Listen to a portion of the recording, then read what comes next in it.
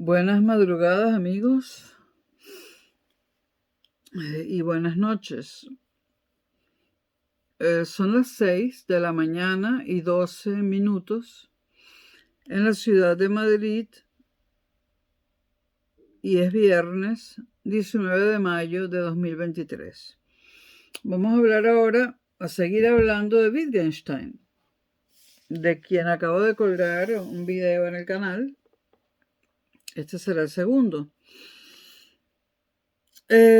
Conocimiento y juegos del lenguaje. Ahora vamos a hablar de los juegos del lenguaje. ¿De qué son para Wittgenstein los juegos del lenguaje? Wittgenstein, como ya asomamos en el video anterior, se retracta en su segunda obra. Desde la publicación del Tractatus en 1921, Wittgenstein no publica nada, a excepción de un breve artículo, hasta que en 1953 aparece su gran obra Investigaciones filosóficas.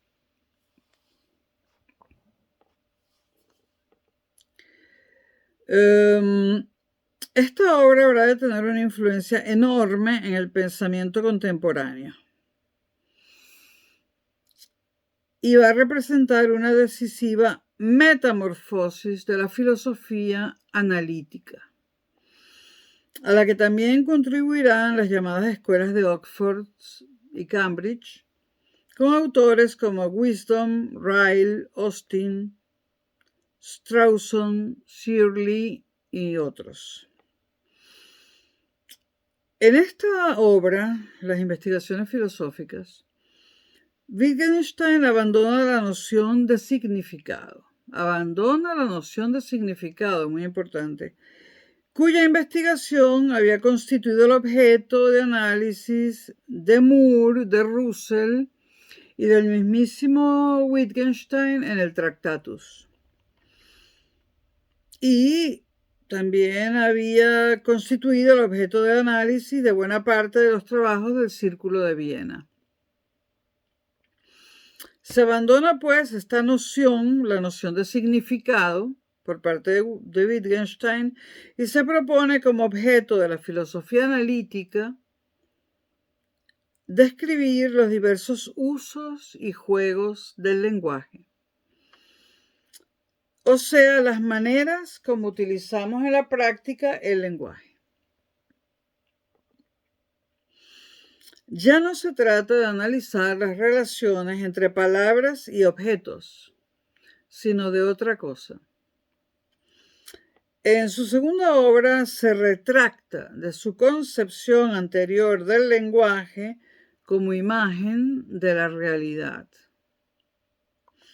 y critica los mitos que entraña esa concepción, en especial el del pensamiento como una especie de lenguaje interior, inmaterial, irracional, que realizaría el ideal lingüístico que las lenguas naturales y concretas no conciben llevar a cabo de modo perfecto.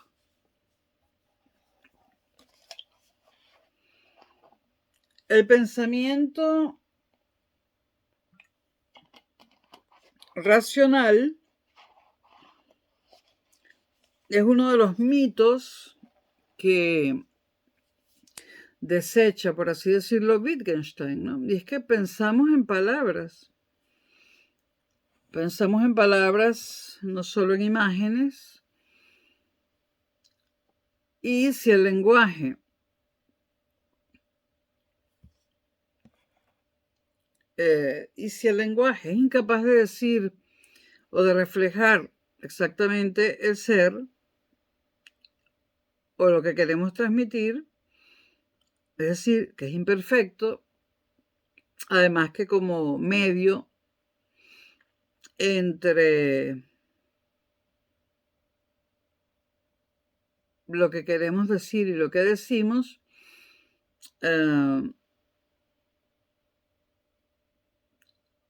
de alguna forma traiciona lo que queremos decir, Por lo tanto, no es perfecto y dado que pensamos con ese mismo lenguaje, tampoco es perfecto, por lo tanto no podemos hablar de un lenguaje interior racional. También Wittgenstein denuncia la concepción de un sujeto del pensamiento como espíritu o alma. O sea, como si el espíritu o alma fuese lo que piensa, ¿no? El que piensa, mejor dicho, y no nosotros. Es decir, nosotros, los que hablamos, somos los mismos que pensamos. No estamos separados en el ser hablante con un cuerpo y el sentido del habla, de la voz, y el ser que piensa como dos cosas distintas. El pensamiento no es más que un uso monológico, dice Wittgenstein, y silencioso del lenguaje. Es decir, usamos el lenguaje pero en forma de monólogo y en silencio, que es fundamental y originariamente público, dialógico y social. Por tanto, el pensamiento no es anterior ni esencialmente diferente del lenguaje, sino que de él deriva y lo presupone. El juego del lenguaje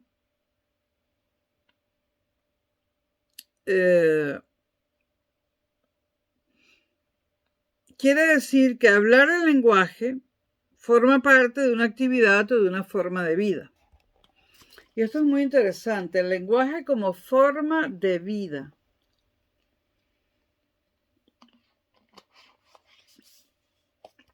Por otra parte, Wittgenstein encuentra multiplicidad de juegos de lenguaje.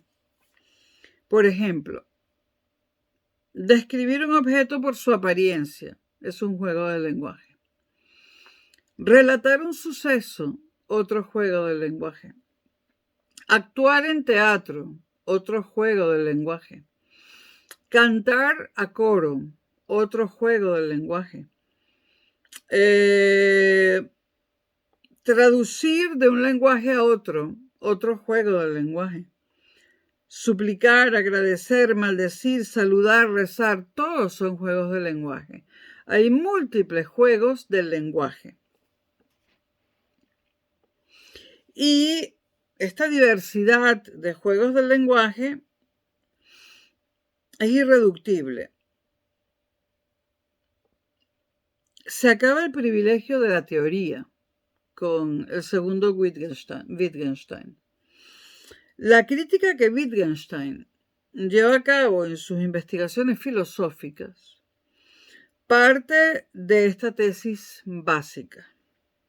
No existe un lenguaje ideal que refleje los únicos hechos existentes, que son aquellos que pueden ser verificados. Repito, no existe un lenguaje ideal. No, definitivamente no. Que además refleje los únicos hechos existentes, que son aquellos que pueden ser verificados. Esto no existe. Y además, los hechos existentes no son solamente aquellos que pueden ser verificados, sino que hay multitud de lenguajes que no tienen entre sí nada en común, ni se unen en un lenguaje superior del que dependan, ni apuntan a una realidad que tras él se oculta. Es decir, hacia un ser o algo metafísico. No hay lenguaje ideal. Esto es más claro que el agua. No hay significados ni esencias permanentes. Lo de las esencias permanentes ya no es tan obvio. No hay lenguaje ideal para Wittgenstein, ni para mí. No hay significados ni esencias permanentes. Hay pluralidad de realidades que se justifican por sí mismas en su pura inmediatez. no necesita ninguna otra justificación. Pensar que hay un lenguaje ideal que responde a unas esencias es fruto de una gran confusión que el propio lenguaje ha creado, apunta Wittgenstein, y que hay que deshacer esta confusión mediante la atención al lenguaje tal como se da en sus usos y funciones. Esta confusión, dice Wittgenstein, ¿no?, surge por haber mantenido la tesis de que hay un lenguaje ideal que refleja una realidad subyacente, ¿no? Lo que Wittgenstein hace es no solo negar esto que acabo de decir, sino negar los hechos que esta teoría intentó explicar. En su nueva concepción no se trata de explicar nada, sino de describir. El segundo Wittgenstein no explica, no quiere explicar y piensa que no se puede explicar, sino solo describir. Por lo tanto, la tensión metafísica queda anulada en este segundo Wittgenstein. Todo lenguaje en su uso constituye en su conjunto una forma de vida. Ya dijimos antes que constituye una forma de ser, una forma de vida. Lo cual es cierto. Una persona como yo,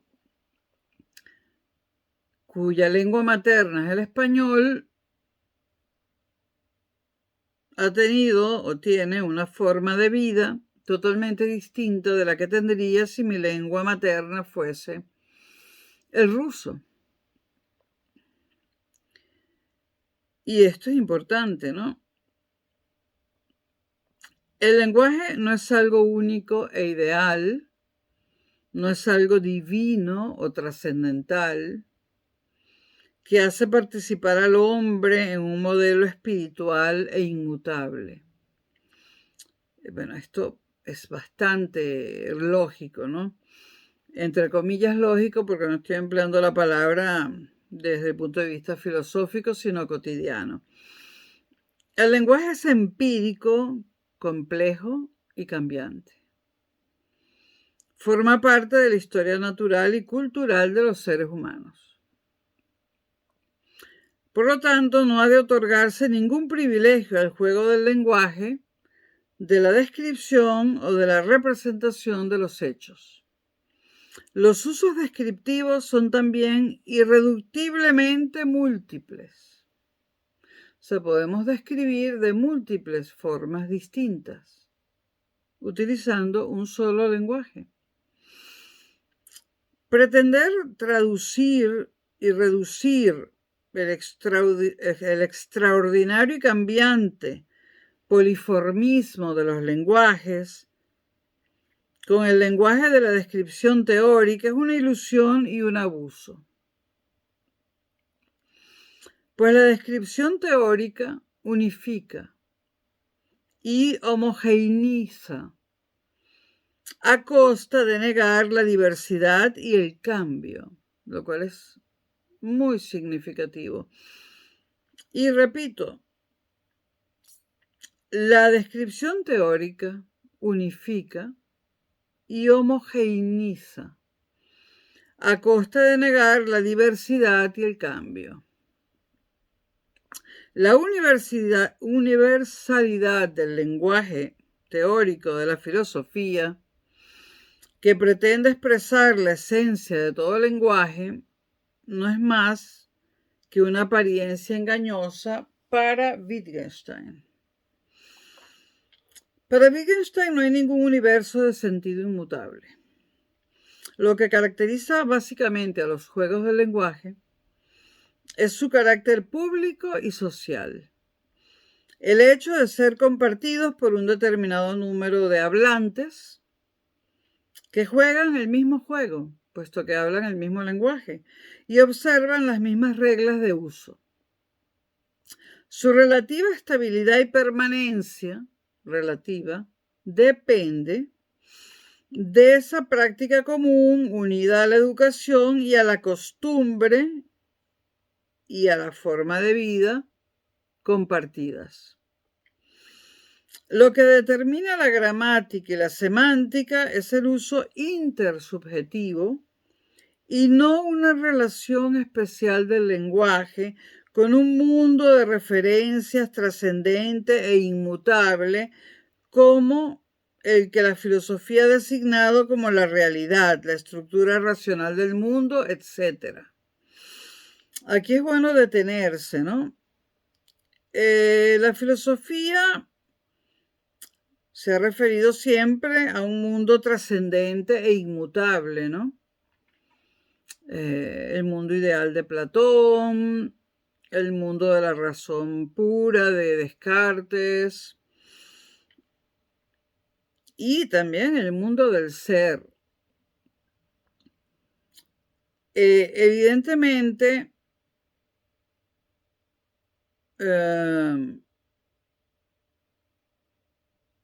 la gramática y la semántica no nos llevan a ningún mundo trascendente, sino que simplemente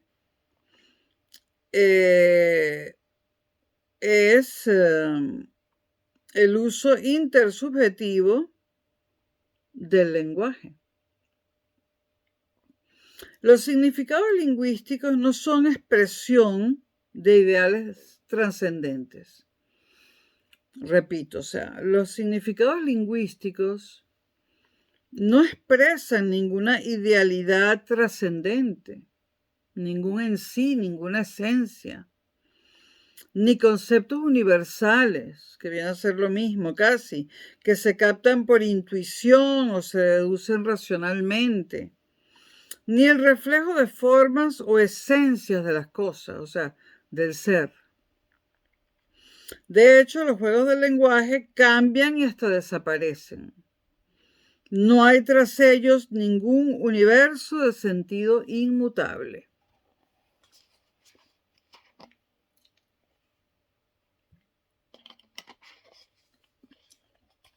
Es obvio para todo que los lenguajes se transforman a lo largo del tiempo y a veces desaparecen y dan lugar a otros lenguajes. Y los que desaparecen primero se convierten en lenguas muertas hasta que finalmente se pierden definitivamente, bueno, a no ser que hayan sido conservados mediante la imprenta y esto, ¿no? Por ejemplo, hemos perdido casi todo el indoeuropeo, pero la imprenta y todo esto, la tecnología y etcétera, ha hecho posible que conservemos el latín y griego antiguos, aunque respecto al griego antiguo o los griegos antiguos, porque estaba el griego ateniense del siglo III a.C., pero anteriormente el griego en el que los dramaturgos griegos escribieron su obra era un griego diferente al griego ático del siglo III. Ahora, no sabemos cómo se pronunciaba este griego antiguo, pero sabemos traducirlo y sabemos cómo se escribe.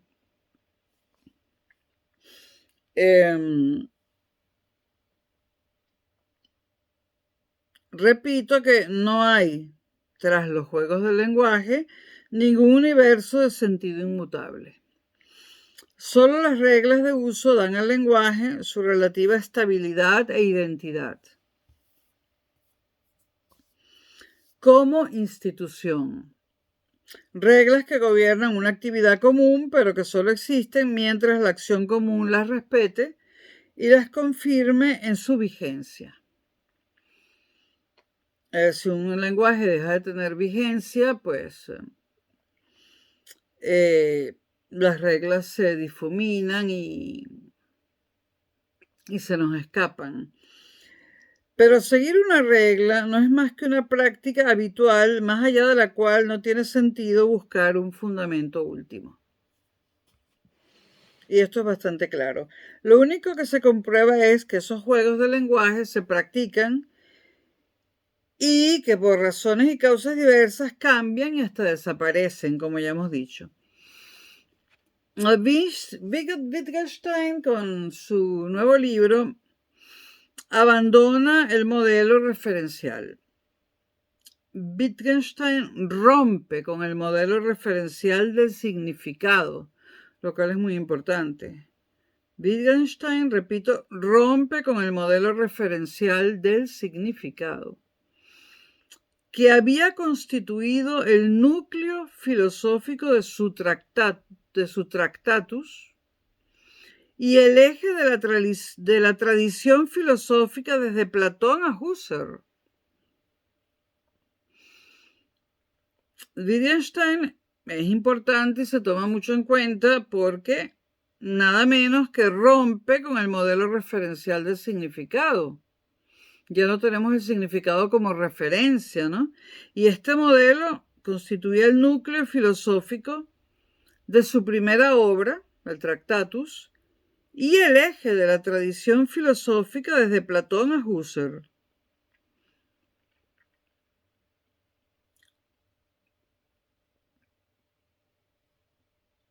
Es un cambio o una visión revolucionaria de la filosofía.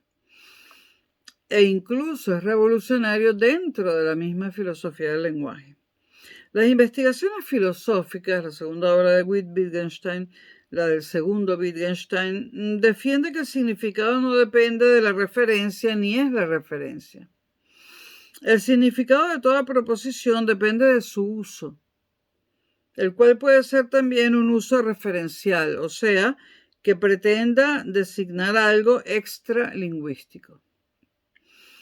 Es un autoengaño para Wittgenstein querer reducir el significado de una palabra a un concepto unívoco, que quedará comprendido en su definición.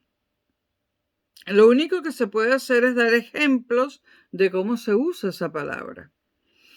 No se puede sustituir la diversidad experimentada y practicada de los usos por la unidad pensada del significado ideal.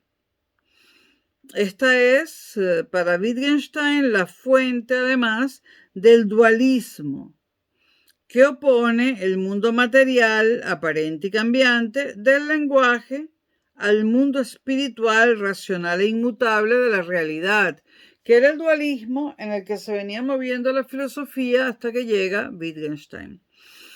La filosofía, repito, se movía entre un mundo material, aparente, cambiante, ¿no? Y un mundo espiritual, racional e inmutable.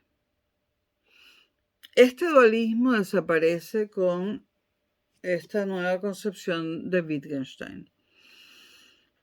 Hay que insistir en que para Wittgenstein hay que describir en lugar de explicar, cosa que ya dijimos en el anterior video y creo que en este también. No se trata de estudiar el lenguaje para hacerlo científico, sino de verlo tal cual y descubrir el uso y función de los lenguajes que empleamos en cada situación si realmente queremos comprender el lenguaje.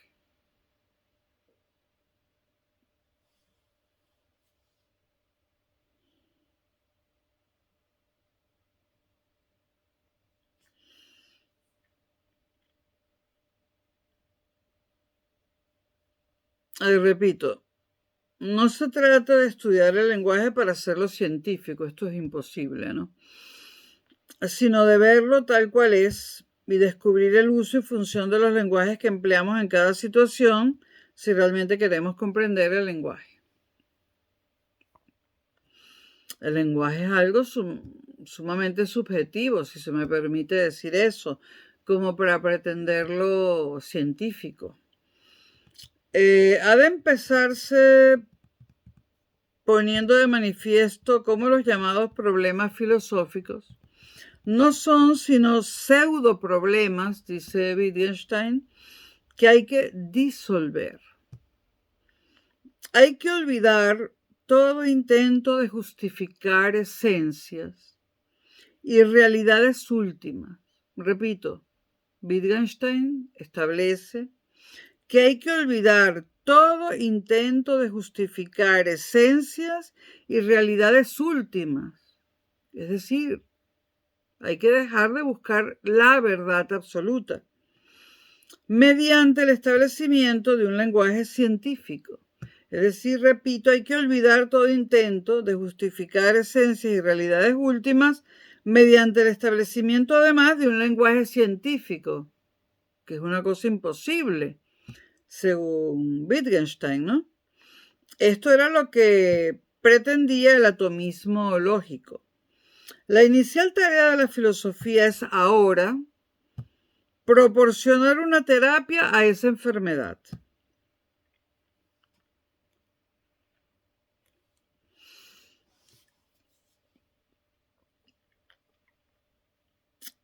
Pero ante tal tarea es preciso advertir que el pensamiento está secuestrado, embrujado por el lenguaje. En lugar de pensar en la necesidad de un lenguaje ideal, un significado, es preciso aprender a ver los lenguajes en su dimensión plural, contextual, vital. Cada lenguaje se justifica por sí mismo como una forma de vida. Esta, además de ser una frase muy interesante, es una frase muy poética. Cada lenguaje se justifica por sí mismo como una forma de vida. Ya hablé de eso, ¿no? No es lo mismo yo con lengua materna español que yo con lengua materna rusa, por ejemplo. Si yo tuviese lengua materna rusa, estaría viviendo una forma de vida distinta a la que vivo,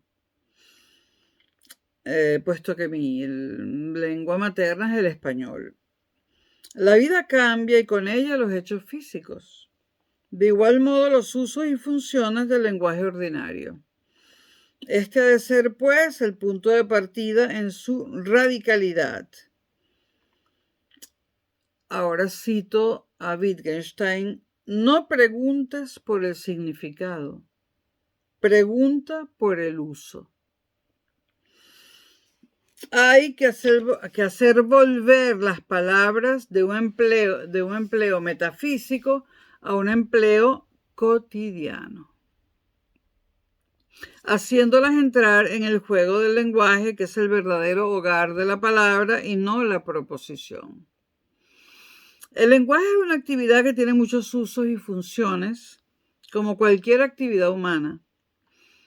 Entender el lenguaje es advertir su complejidad.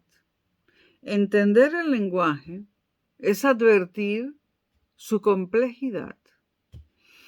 Ninguna de las palabras o frases que usamos tiene un significado fijo. Este cambia según las situaciones en las que se usa. Tampoco tiene una vigencia permanente. Desaparece en un momento determinado y da lugar al nacimiento de otro significado. Es decir, las palabras con el tiempo también cambian de significado. Se impone entonces un análisis liberado de todo prejuicio teórico, dice Wittgenstein, de toda preocupación fundante y unitaria. Análisis que hará desaparecer esa noción misteriosa de significado y permitirá ver la lógica propia de cada enunciado, irreductible a la de cualquier otro. Lo que propone Wittgenstein es renunciar a toda teoría previa, pues la palabra explicativa no significa nada. No se trata, pues, de explicar nada, solo de describir. Un lenguaje ideal oculto tras las imperfecciones del lenguaje común es algo que Wittgenstein niega. Wittgenstein niega cualquier posible interpretación nominalista de su concepción, además. No hay para él significados que, entendidos como nombres, expresen cosas singulares. Y eso es el nominalismo, para él no lo hay. El nominalismo sigue manteniendo la relación nombre-cosa como algo fijo y permanente, que se opone a la concepción del lenguaje como pura actividad inmanente a la propia forma de vida y por tanto cambiante en la medida en que ella cambia. Wittgenstein acaba así con el nominalismo,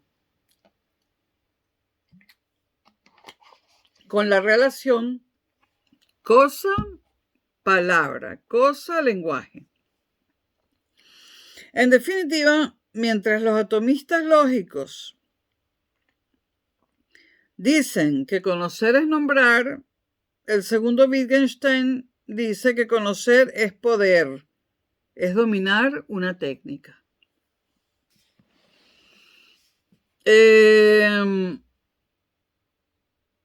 Las críticas de Wittgenstein en gran medida son autocríticas. En su segunda obra critica al primer Wittgenstein, el Wittgenstein del Tractatus.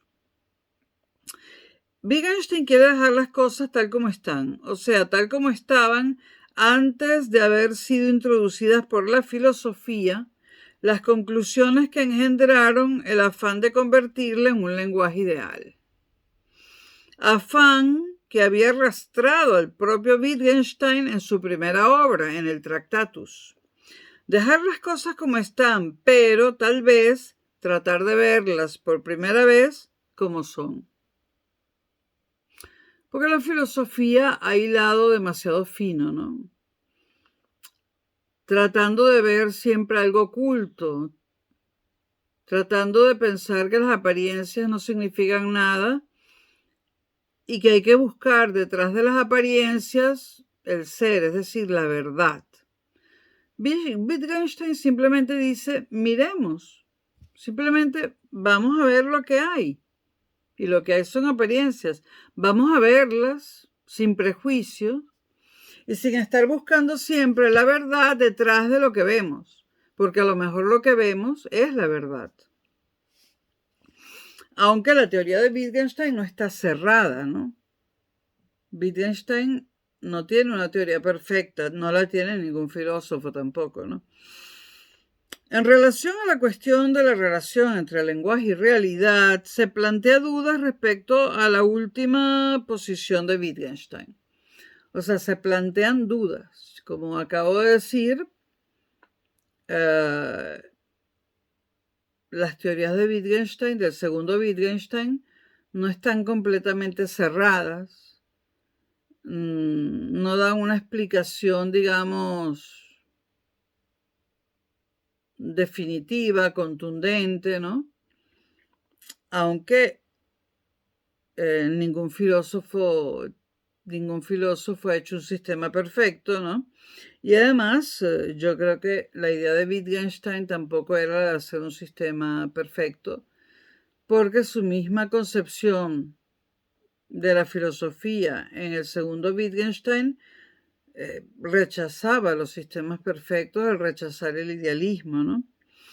Por un lado, Wittgenstein busca una fundación de los juegos llamados por él secundarios del lenguaje sobre un juego primario formado de expresiones lingüísticas, de sensaciones en las que se manifestaría nuestro contacto con la realidad. Mientras por otro lado defiende la comprensión del lenguaje como pura convencionalidad inexorable. Y esto es importante, lo vamos a analizar. Convencionalidad inexorable. Así define la comprensión del lenguaje. Cito a Wittgenstein, no existe una esencia de las palabras, sino un uso y unas reglas que determinan las conexiones correctas en el uso de esas palabras.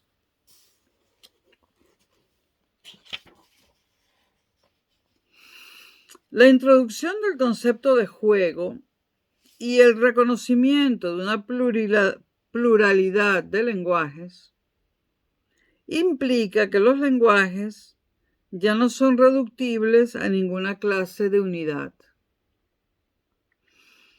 ni por la vía lógica, es decir, el lenguaje como expresión trascendental de la estructura objetiva del pensamiento, ni tampoco por la vía ontológica, es decir, el lenguaje como imagen o expresión de la realidad. Repito, la introducción del concepto de juego y el reconocimiento de una pluralidad de lenguajes implica que los lenguajes ya no son reductibles a ninguna clase de unidad. Esto es importante. Los lenguajes ya no son reductibles a ninguna clase de unidad. Y hay dos vías que se solían utilizar para reducirlo, ¿no? Una era la vía lógica, que decía que el lenguaje era una expresión trascendental de la estructura objetiva del pensamiento. Y la otra era la vía ontológica o metafísica, que decía o dice que el lenguaje es una imagen o expresión de la realidad. Para Wittgenstein, repito, los lenguajes ya no son reductibles a ninguna clase de unidad, por ninguna de estas dos vías. Esto abre la perspectiva de un vacío como fundamento del lenguaje. Porque si su significado no se basa ni en los hechos empíricos que representa, ni en las formas a priori de su estructura lógica, ¿en qué se fundamenta? Wittgenstein define el juego del lenguaje como convencionalidad inexorable. Volvemos a decir.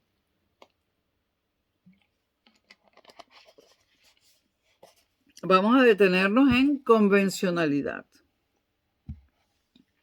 Convencionalidad quiere decir que el lenguaje no debe su verdad o su significado nada más que al hecho de ser un sistema de reglas que funciona objetiva y coherentemente, porque es aplicado por todos los habitantes que hablan ese lenguaje, por todas las personas que hablan ese lenguaje, al resolver con éxito sus problemas y necesidades de comunicación. Bueno, aquí hay que abrir un paréntesis. Las necesidades de comunicación nunca se pueden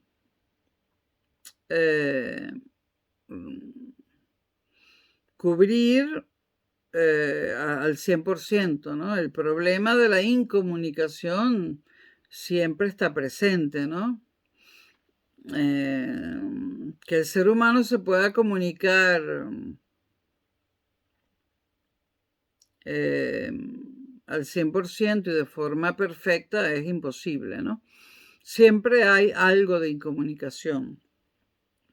Pero repito, la convencionalidad quiere decir que el lenguaje no debe su verdadero significado nada más que al hecho de ser un sistema de reglas que funciona objetiva y coherentemente, porque es aplicado por todos los hablantes de ese lenguaje a resolver con éxito sus problemas y necesidades de comunicación. Bueno, con algún éxito, ¿no? O con mucho éxito, pero nunca 100% de éxito, ¿no?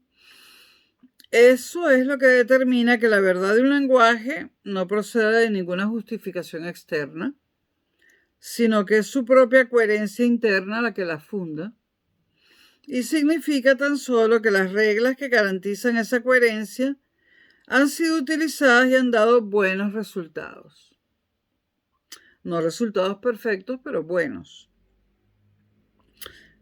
Eso respecto a la convencionalidad. Estamos hablando de la convencionalidad del juego del lenguaje. Preguntarse por la verdad de un juego del lenguaje debe reducirse a preguntarse por las condiciones de funcionamiento de las reglas, gracias a las cuales esos buenos resultados pueden obtenerse. En el paso del Tractatus a las investigaciones filosóficas, de su primer libro al segundo, lo que se ha producido ha sido esta reducción del lenguaje a un puro formalismo, que no es posible nada más que cuando la forma lógica se ha desencantado y ha quedado reducida a pura convención. Es decir, la forma lógica, Wittgenstein la elimina y se queda con el formalismo. Esto no ha sido posible hasta que no se han eliminado de los signos lingüísticos todo significado intuitivo.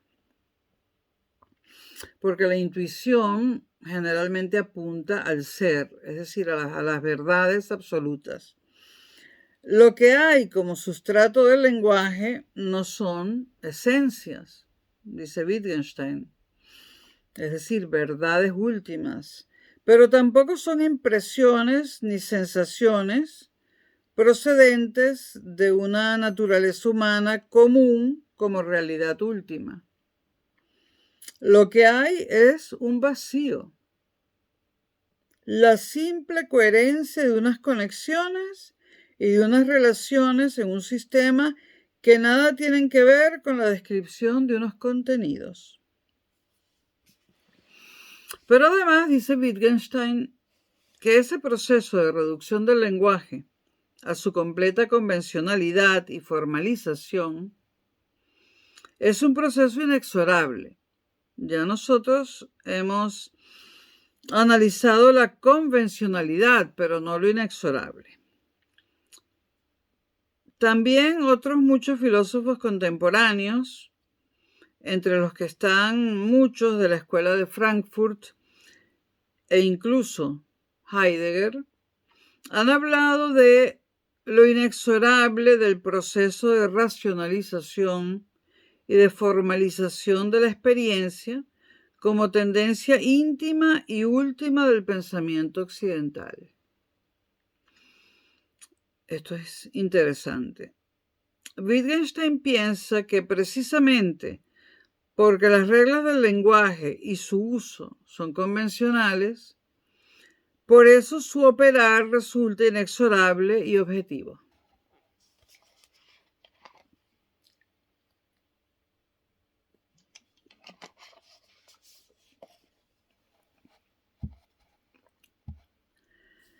La objetividad y eficacia del lenguaje se deben a que estamos obligados a utilizar sus reglas y a operar con ellas con una exactitud tan inexorable que no hay lugar ni para reducciones psicologistas de su validez, ni tampoco en sentido estricto para interpretaciones pragmáticas de este funcionamiento exitoso.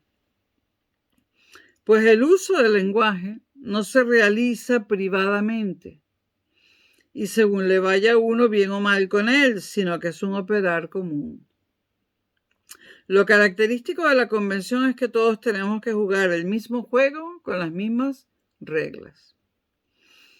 Es un sinsentido preguntarse por un fundamento de la verdad del lenguaje como origen de su validez, dice Wittgenstein, sea el que sea, las sensaciones o cualquier otro.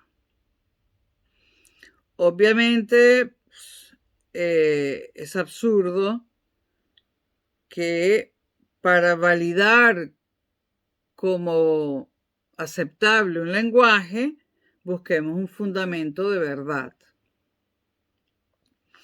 La filosofía como terapia del lenguaje.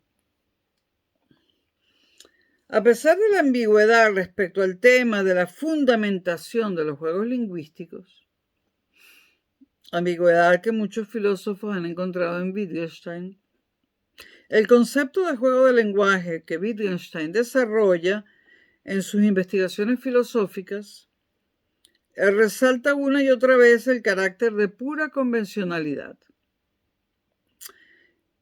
Y esta pura convencionalidad la tienen los lenguajes, librándolos así de la aureola de lo ideal como trasmundo de lo real. Esto es un antiplatonismo total, pero no solamente antiplatonismo. Y además se da un giro importante al concepto mismo de filosofía, porque dado todo esto, la filosofía ya no puede seguir estando animada por la ilusión de encontrar lo ideal más allá de lo real ni dentro de lo real. Ni tampoco puede consistir en la búsqueda de una unidad formal, deducible, como sintaxis universal o como expresión de la estructura lógica y trascendental del mundo. Es decir, que la filosofía tiene que pasar a ser otra cosa a partir de Wittgenstein. La pluralidad de los juegos del lenguaje reduce la coherencia y la objetividad de cada uno de ellos al funcionamiento de sus reglas, a sus operaciones y a sus usos comunes. La filosofía no puede ser ya otra cosa que análisis de nuestras múltiples formas de expresión. Es decir, repito, la filosofía simplemente se convierte en el análisis de nuestras múltiples formas de expresión.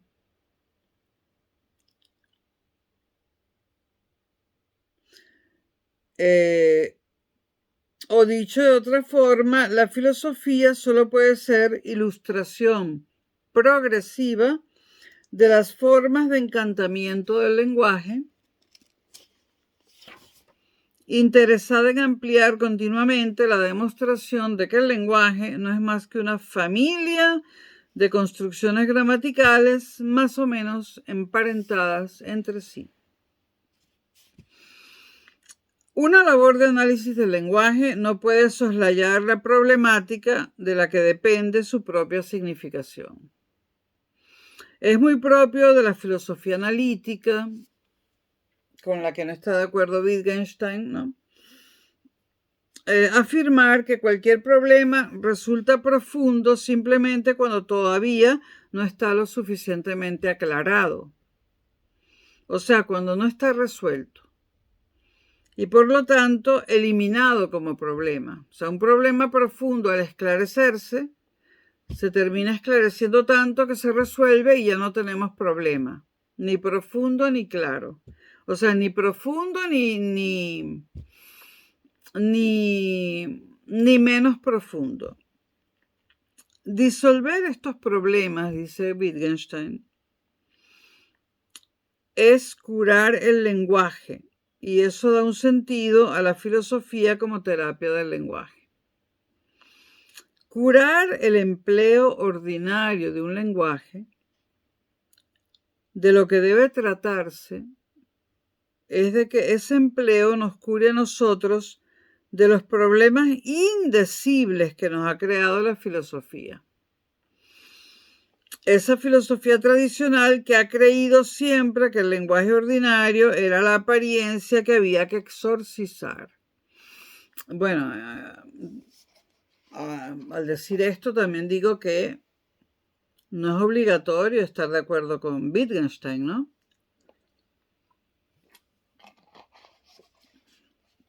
En cierta forma hay cosas en este segundo Wittgenstein que me parecen muy, muy extremas, ¿no? Porque yo sí creo que hay algo detrás de los lenguajes. Y también creo que el lenguaje es un esfuerzo sobrehumano del hombre, por decirlo así, para tratar de darse a entender, para tratar de comunicarse y sí, de encontrar las verdades absolutas. Por lo tanto, se puede entender a Wittgenstein, se puede estudiar a Wittgenstein, no es obligatorio estar de acuerdo con Wittgenstein. Entonces, curar el empleo ordinario de un lenguaje, repito, de lo que debe tratarse es de que ese empleo nos cure a nosotros de los problemas indecibles que según Wittgenstein nos ha creado la filosofía. Esa filosofía tradicional que ha creído siempre que el lenguaje ordinario era la apariencia que había que exorcizar.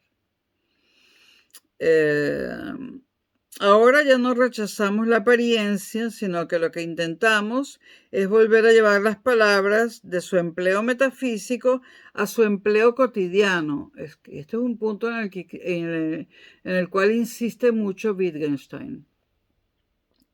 lo cual ahondamos en esa desacralización, en ese desencantamiento del lenguaje que el propio concepto de juego como convencionalidad inexorable ya representa.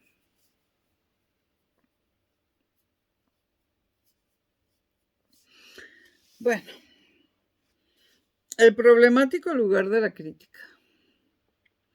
Lo único que corresponde hacer como análisis filosófico de un juego de lenguaje es simplemente describirlo en su funcionalidad práctica y señalar el tipo de terapia que puede resultar útil. Y esto plantea dos preguntas. La primera pregunta la podemos resumir así. ¿Se limita en realidad el análisis a aclarar el funcionamiento del juego lingüístico en cuestión?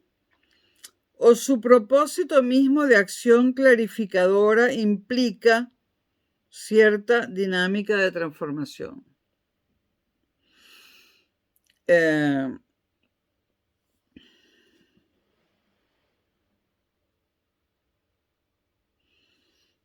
Wittgenstein se responde y dice: poner orden es ya un modo de transformar. Es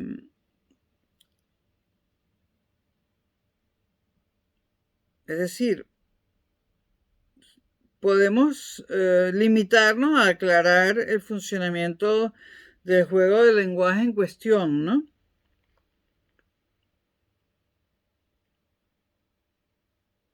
Pero ¿implica esto una transformación? Bueno, al intentar aclarar el funcionamiento del lenguaje o del juego del lenguaje, puede que pongamos orden y ya esto es una transformación. Es decir, que Wittgenstein dice que sí, que aclarar el funcionamiento del juego del lenguaje podría transformarlo, ¿no? De todos modos, la respuesta que Wittgenstein hace a esta pregunta que él mismo se hace es ambigua. Afirma claramente que el orden que puede poner el análisis filosófico en un juego de lenguaje es un simple restablecer. O sea, ni es la apertura de un nuevo paradigma, ni se puede representar un cambio del juego normal jugado hasta ahora. Entonces vámonos a la segunda pregunta que plantea esto.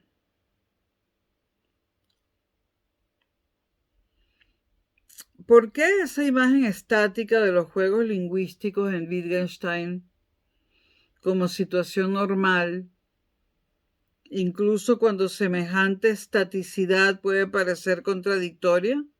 O sea, ¿por qué esa imagen estática? Si el mismo Wittgenstein afirma que al ordenar ya estamos transformando el lenguaje, es decir, que no es estático. ¿Por qué entonces esa imagen estática que Wittgenstein le quiere dar al lenguaje? Bueno, si la comprensión del lenguaje como pluralidad de juegos lingüísticos expresa un desencantamiento de la lógica y de la filosofía metafísica como búsqueda de lo esencial y de la unidad, cosa que dice Wittgenstein hasta el hartazgo, ¿cómo es que el concepto mismo de juego se cristaliza, se normaliza y se convierte en una estructura estable? Esto, por supuesto, es una contradicción dentro de Wittgenstein, y gran contradicción. Esto hace difícil concebir usos diversos del juego lingüístico llamado normal. Y aquí, en estas dos preguntas, se ven claramente las contradicciones en las que incurre Wittgenstein. En la obra de Wittgenstein es insistente la conciencia acusada de la impotencia de la filosofía para transformar nada. Lo hemos dicho varias veces. La filosofía ni puede afectar al lenguaje que analiza, ni puede producir nuevas experiencias, ni puede explicar nada, según este segundo Wittgenstein. Entonces, ¿para qué sirve la filosofía? Wittgenstein se contesta a sí mismo. Sirve solo para poner un orden que no puede ser más que el orden del juego normal y según las reglas con las que es jugado hasta ahora, según su empleo cotidiano. Agrega Wittgenstein que la filosofía se limita a mostrar, como ya hemos dicho, describir, mostrar. El problema del cambio de las reglas de un juego de lenguaje no es formalizable ni practicable en la filosofía. La filosofía solo puede referirse al lenguaje que está en acción y tal y como está en acción. Y en cuanto la filosofía pretenda sobrepasar esos límites, se traiciona, porque se convierte enseguida en metafísica, o sea, en búsqueda de la esencia y de la utopía. Habíamos dicho en el video anterior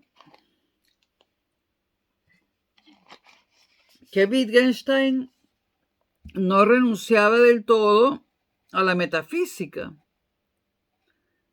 debido posiblemente a la gran tradición germana de la razón. Ese era el primer Wittgenstein, ¿no? No le cerraba las puertas totalmente a la metafísica, tal vez por esa tradición alemana de valorar muchísimo la razón, ¿no? Pero en este segundo Wittgenstein parece que sí le cierra las puertas a la metafísica, es decir, a la ontología, es decir, al ser, es decir, a las verdades absolutas, ¿no? Porque dice que cuando la filosofía pretenda sobrepasar ciertos límites, se traiciona. Y volvamos a lo que él dice que la filosofía puede hacer, lo único que puede hacer. Lo único que puede hacer la filosofía es referirse al lenguaje que está en acción y tal como está en acción. Si sobrepasa esos límites, la filosofía se traiciona, porque se convierte enseguida en metafísica, es decir, en búsqueda de la esencia y de la utopía. La esencia y la utopía también se pueden nombrar, también se les puede nombrar, lo que pasa es que aquí cuando digo nombrar, esto tiene una significación especial para Wittgenstein, pero cuando él habla de esencia y de utopía, también habla del ser, de las verdades absolutas, del mundo ideal, ¿no? Entonces él dice que la filosofía se tiene que quedar en referirse al lenguaje que está en acción y tal y como está en acción. No puede sobrepasar esos límites o volvemos a incurrir en el error para Wittgenstein de tratar de conseguir una metafísica que no existe, que es simplemente una utopía. Por tanto, dentro de sus límites, la filosofía sirve solo para aclarar ese orden. Al desencanto respecto a la lógica corresponde ese desencanto respecto a la filosofía. Lo que Wittgenstein llama lo místico no es más que esa experiencia del mundo como todo limitado. Cuando leemos en el Tractatus que los límites del lenguaje son los límites del mundo, esa experiencia global del límite es la que da origen a lo místico. En el mundo todo es como es y sucede como sucede. O sea que en el mundo no hay ningún valor, como ya Nietzsche había dejado dicho. Esta es la única mención a Nietzsche que he hecho en estos dos videos. En este punto, lo que Wittgenstein hace es formalizar en buena medida la teoría de Schopenhauer del mundo como representación. Y bien sabemos que Nietzsche tomó muchísimo de Schopenhauer. Tomó de Schopenhauer el mundo como representación y también la voluntad de poder y más cosas.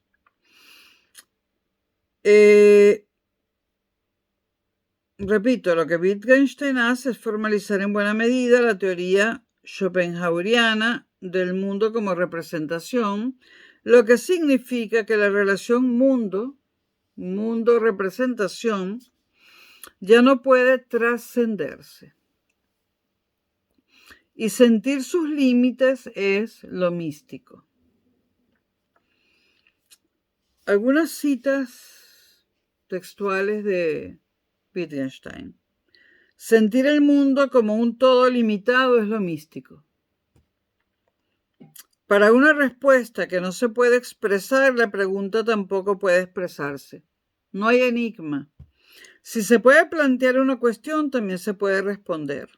Entonces, Wittgenstein nos está diciendo que si algo se puede preguntar, es porque tiene respuesta.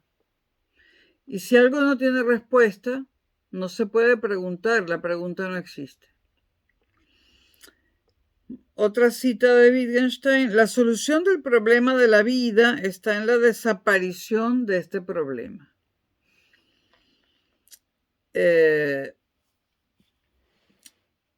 Wittgenstein reconoce todo lo que es necesario callar,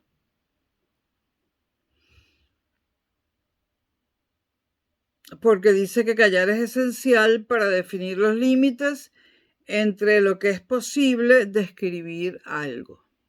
Bueno, este segundo Wittgenstein es bastante extremo, ¿no? Yo en lo personal diría que simplifica, entre comillas, simplifica la filosofía de un modo bastante radical, ¿no? Y aunque en estos momentos de la postmodernidad los filósofos no están muy por la labor de encontrar verdades absolutas, yo sigo creyendo que estas existen, solo que no están disponibles para el conocimiento humano. Las verdades absolutas son materia de conocimiento divino y no están accesibles y nunca serán accesibles para nosotros. Pero yo sí creo que existen las verdades absolutas. Y cuando digo verdades absolutas no me refiero a ninguna cuestión moral, sino al ser y la esencia, ¿no? O al ser, que es sinónimo de esencia. Yo sí creo que existe el ser y existe la esencia. Bueno, hasta aquí Wittgenstein por ahora, ¿no? Nos vemos próximamente. Hasta luego.